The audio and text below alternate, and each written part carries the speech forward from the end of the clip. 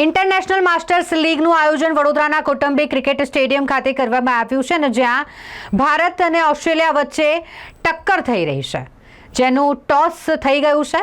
Toss જીતીને ભારતે bowling કરવાનો નિર્ણય લીધો છે। ભારતે ટોસ જીતી બોલિંગ કરવાનો નિર્ણય લીધો હોય તો ગતરોજ જ્યારે ઓસ્ટ્રેલિયાને દુબઈ ખાતે ભારતીય ટીમે હરાવી દીધું છે, તો હવે વડોદરામાં પણ ભારતીય ટીમ ઓસ્ટ્રેલિયાની ટીમને હરાવે તે માટે ચાહકોમાં પણ ઉત્સાહ જોવા મળી રહ્યો છે।